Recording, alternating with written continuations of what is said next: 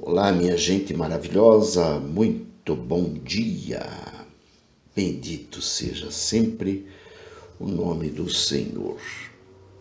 Todos vocês estão acompanhando o que vem acontecendo no nosso país. Naturalmente que, ao me deparar com a resposta do STF ontem, eu, como sempre, faço minhas orações e pedi a Deus e Ele me entregou uma palavra. E a palavra diz assim: diz ainda o Senhor, no tempo aceitável eu te ouvi e te socorri no dia da salvação. Guardar-te-ei e te farei mediador da aliança do povo, para restaurares a terra e lhe repartires as herdades assoladas. Para dizeres aos presos, saí, e aos que estão em trevas, aparecei. Eles pastarão nos caminhos e em todos os altos desnudos terão o seu pasto. Não terão fome nem sede. A calma nem o sol os afligirá, porque o que deles se compadece os guiará e os conduzirá aos mananciais das águas. Transformarei todos os meus montes em caminhos, e as minhas veredas serão alteadas. Eis que estes virão de longe, e eis que aqueles do norte e do ocidente, e aqueles outros da terra de Sinim, cantai, ó céus, alegra-te, ó terra, e vós, montes, rompei em cânticos, porque o Senhor consolou o seu povo e dos seus aflitos se compadece. Mas Sião diz: o Senhor me desamparou, o Senhor se esqueceu de mim. Acaso pode uma mulher esquecer-se do filho que ainda mama, de sorte que não se compadeça do filho do seu ventre? Mas ainda que esta viesse a se esquecer dele, eu todavia não me esquecerei de ti. Eis que nas palmas das minhas mãos te gravei, os teus muros estão continuamente perante mim. Os teus filhos virão apressadamente, ao passo que os teus destruidores e os teus assoladores se retiram do teu meio. Levanta os olhos ao redor e olha, todos estes que se ajuntam, vêm a ti. Tão certo como eu vivo, diz o Senhor, de todos estes te vestirás como de um ornamento, e deles te cingirás como noiva. Pois quanto aos teus lugares desertos e desolados, e à tua terra destruída, agora tu, ó Sião, certamente serás estreita demais para os moradores, e os que te devoravam estarão longe de ti. Até mesmo os teus filhos que de ti foram tirados dirão aos teus ouvidos: muito estreito é para mim este lugar, dá-me espaço em que eu habite. E dirás contigo mesma: quem me gerou estes? Pois eu estava desfilhada e estéril, em exílio e repelida.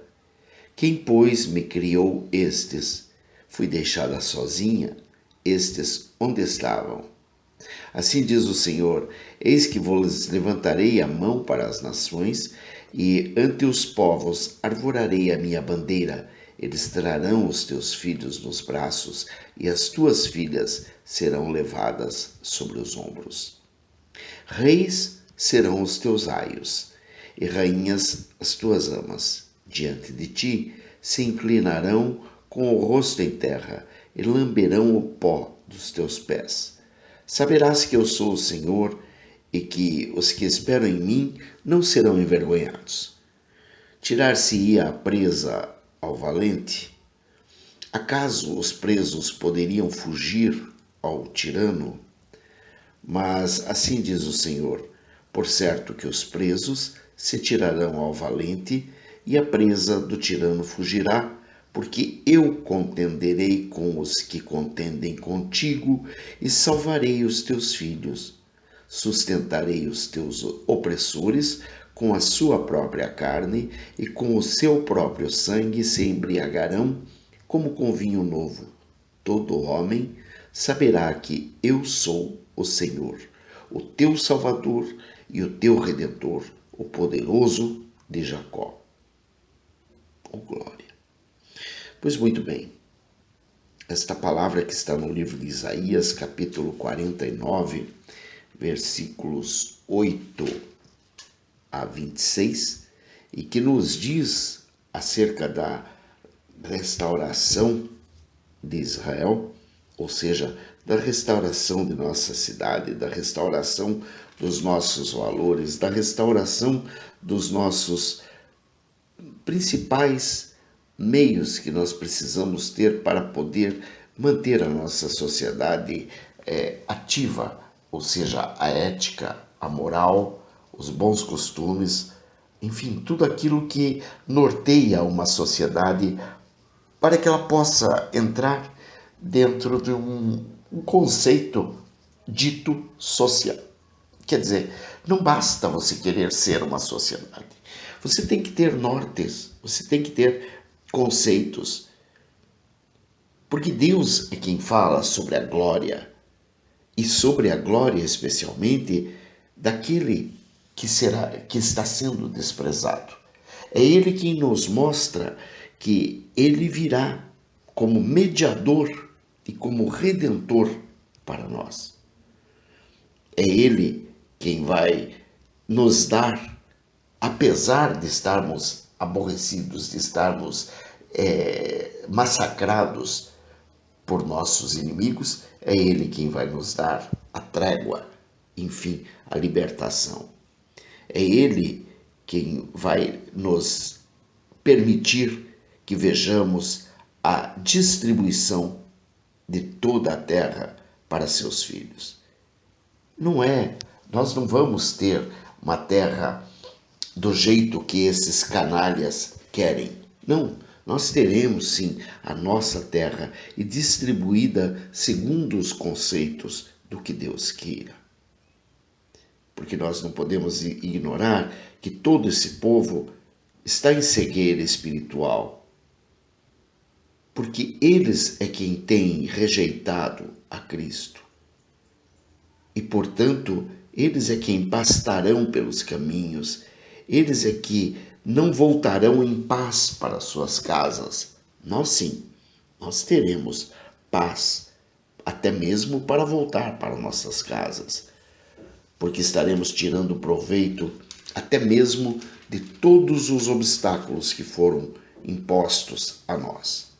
E tiraremos proveito não porque somente nós o queiramos, mas porque Deus assim o quer, para que fique registrado que Ele é o Senhor, o Salvador, o Redentor, o poderoso de Jacó. Temos que lembrar que tudo aquilo que está sendo feito contrário à vontade do Senhor está ante os olhos do Senhor de uma forma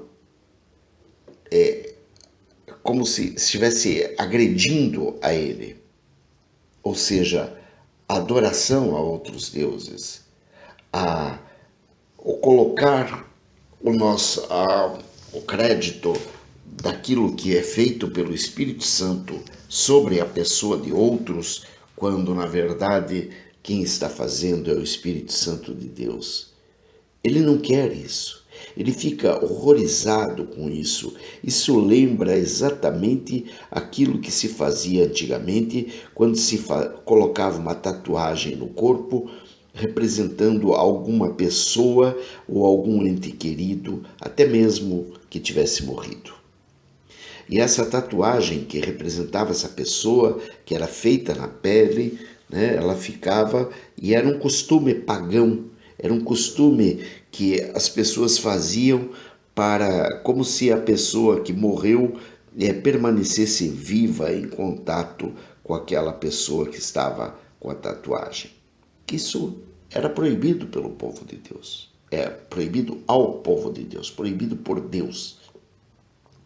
Mas muitos continuam fazendo exatamente a mesma coisa. E alguns nem mesmo sabem o que estão fazendo. É claro que, como não sabem o que estão fazendo, a gente pode pedir: Senhor, perdoai, eles não sabem o que fazem. Mas, de qualquer forma, nós devemos lembrar que a cegueira espiritual, ela tem tempo, ela não fica eternamente. Ou seja, os teus olhos estão sendo abertos. Os olhos dos pagãos estão sendo abertos. Eles já estão vendo. E porque muitas coisas que estão vendo estão deixando eles mais e mais indignados, a ponto de ficar gritando contra o Deus de Abraão, o Deus de Isaque e o Deus de Jacó. Deus nos lembra que vai nos vestir, sim, da glória. E pela formosura de tudo, nós estaremos parecendo a noiva. Estaremos com nossas famílias ao nosso redor, bem enfeitados, bem paramentados e prontos para o casamento. Sim, porque a glória, a formosura estará sobre nós. E por isso é que nós estamos convidados a receber com júbilo todos aqueles nossos filhos e entes queridos que estão longe e que estão finalmente voltando a nossas casas. Nossos inimigos estarão lambendo o pó. Estarão lambendo o pó porque eles resolveram que assim eles preferiam do que converter-se ao Deus Todo-Poderoso. Então, aqueles que se tornaram nossos superiores e conquistadores, justamente esses que estão pervertendo a justiça, que estão pervertendo os valores, que estão querendo maltratar o povo de uma forma ou de outra, esses estarão sendo obrigados a lamber o pó na nossa frente, no caminho por onde andarem. E a culpa não é tua, a culpa não é minha, a culpa é exatamente deles, porque foram eles quem escolheram esses caminhos. Isso tudo é o que já está escrito. Não sou eu que estou escrevendo, não sou eu que estou determinando. Isso tudo é o que está escrito. E ninguém, mas ninguém mesmo, poderá interferir no que está escrito e na confirmação de tudo o que está escrito, porque a confirmação do que está escrito é justamente o que vai mostrar que Deus é Deus. Esse é o ponto, esse é o mais importante de tudo.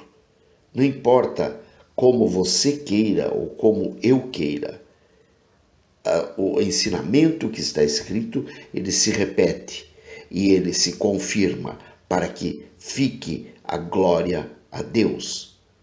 Porque é Ele quem tira a presa das garras do forte. Jesus é que é o Redentor e que tira a presa das garras de Satanás.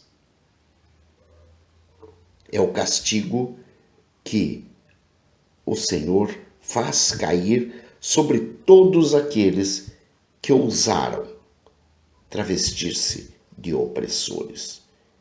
E hoje nossos opressores estão aí, mas Deus está ao nosso lado. Então nós não precisamos, de certa forma, nos preocupar. Momentos ruins passaremos, com toda certeza. Mas Deus é fiel. E como Ele é fiel, Ele provê o cordeiro para o holocausto. Também isso está escrito. Também isso não é novidade. Como diz a própria palavra, terminando agora também, diz: ouvi-me, terras do mar, e vós, povos de longe, escutai. O Senhor me chamou desde o meu nascimento, desde o ventre de minha mãe, fez menção do meu nome. Fez a minha boca como uma espada aguda, na sombra da sua mão me escondeu. Fez-me como uma flecha polida e me guardou na sua aljava. E me disse: Tu és o meu servo, és Israel, por quem hei de ser glorificado. Eu mesmo disse: debalde tenho trabalhado inútil e vãmente gastei as minhas forças. Todavia o meu direito está perante o Senhor, a minha recompensa perante o meu Deus. Mas agora diz o Senhor, que me formou desde o ventre para ser seu servo, para que torne a trazer Jacó e para reunir Israel a ele. Porque eu sou glorificado perante o Senhor e o meu Deus é a minha força.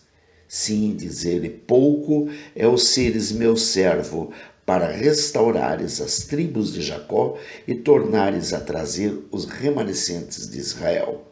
Também te dei como luz para os gentios, para seres a minha salvação até a extremidade da terra. Assim diz o Senhor, o Redentor e Santo de Israel, ao que é desprezado, ao aborrecido das nações, ao servo dos tiranos. Os reis o verão e os príncipes se levantarão, e eles te adorarão por amor do Senhor, que é fiel, e do Santo de Israel, que te escolheu. Aleluia, glória a Deus. Livro de Isaías, capítulo 49, versículos 1 a 7. Assim ficou completa a leitura do capítulo 49 do livro de Isaías. Desta vez, nos mostrando que o servo do Senhor, que é a luz para os gentios. Neste caso, naturalmente que a gente percebe claramente que Deus está falando aqui do seu servo, daquele que foi escolhido para restaurar os caminhos. Este servo a quem ele se refere, naturalmente que é Jesus, o Cristo de Nazaré. Agora, isso não quer dizer que, independente de ser Jesus, o Cristo de Nazaré, e é Jesus, o Cristo de Nazaré, que ele não está nos levantando a nós, povo de Deus, a nós, aqueles que ainda falamos no nome do Deus vivo, em nome de Jesus, que ele não esteja nos chamando também para que nós possamos continuar pregando a verdadeira promessa da restauração e a inclusão na nova aliança. Deus é quem receberá a glória, a honra, o louvor por tudo. Porque nós pecamos ao negar a Cristo. Nós pecamos ao permitir que muitos dos nossos irmãos negassem a Cristo. Nós pecamos ao permitir que houvesse